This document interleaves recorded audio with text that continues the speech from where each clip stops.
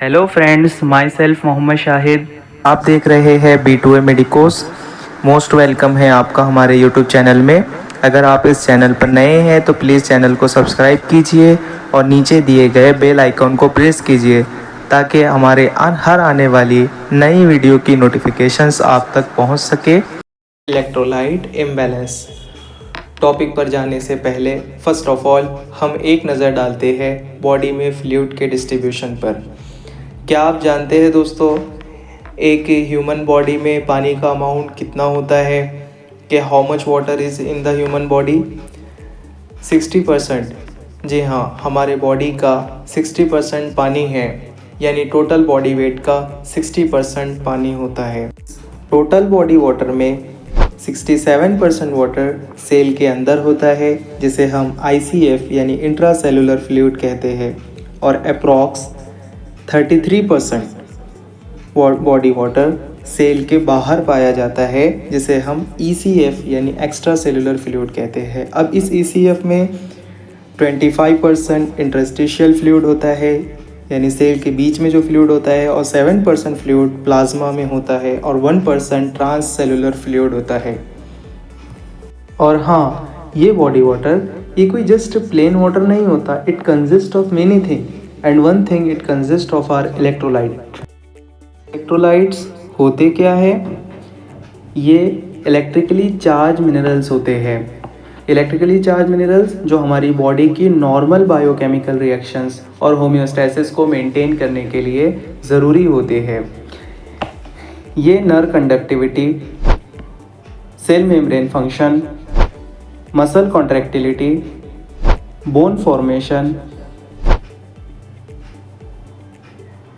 Acid base balance, acid base homeostasis को maintain करने में हेल्पफुल होते हैं।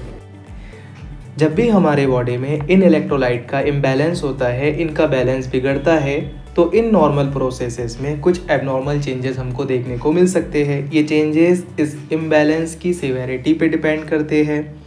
अब चाहे वो ज़्यादा हो या कम हो, depending on if it is high और लो। जैसे for example contraction of muscles और मसल कॉन्ट्रैक्टिलिटी।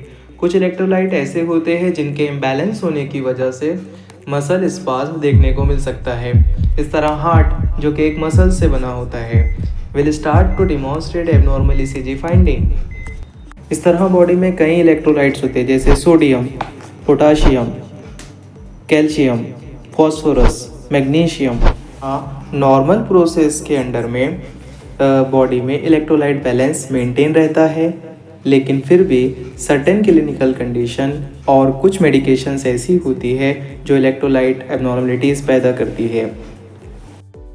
जैसे ब्लड में सोडियम का लेवल नॉर्मल रेंज से बढ़ जाना, हाइपरनेट्रीमिया, सोडियम का नॉर्मल रेंज से कम हो जाना, हाइपोनेट्रीमिया, ब्लड में पोटाशियम का बढ़ जाना, हाइपरकैलेमिया, पोटाशियम का नॉर्मल रेंज से कम हो जाना, हाइपोकैलेमिया, या फिर कैल्शियम का ब्लड में लेवल नॉर्मल रेंज से बढ़ जाना, हाइपरकैल्सीमिया, या फिर नॉर्मल रेंज से कम हो जाना, हाइपोकैल्सीमिया जैसी मेडिकल कंडीशंस पैदा हो सकती है।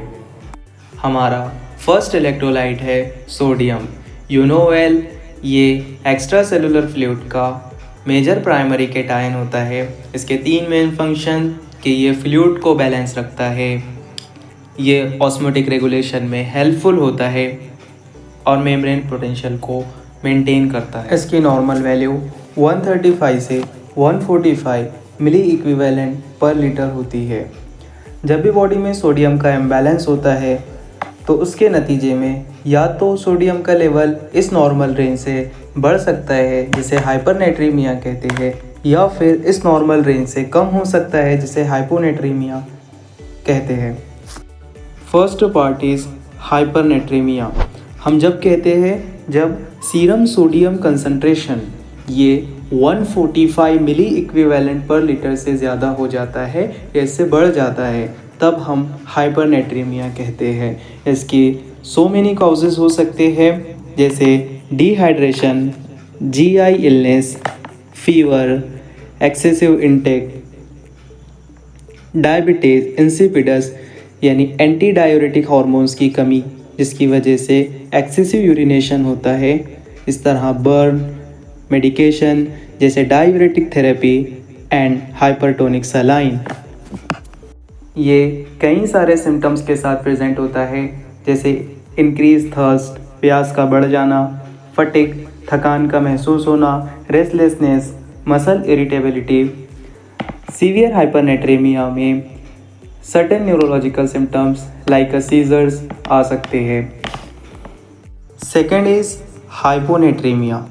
हाइपोनेट्रेमिया हम जब कहते हैं जब सीरम सोडियम कंसंट्रेशन ये 135 मिली इक्विवेलेंट पर लीटर से कम हो जाता है, below 135 milli equivalent per litre is called hyponatraemia.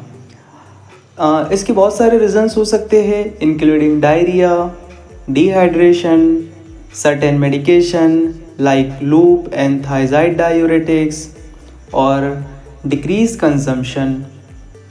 ये बहुत सारे सिम्टम्स के साथ प्रेजेंट हो सकता है, like a headache, nausea, muscle spasm, lethargy, restlessness, etc. This is all about sodium imbalance. Inshallah, we will discuss the remaining important electrolytes in the next video. Thanks for watching.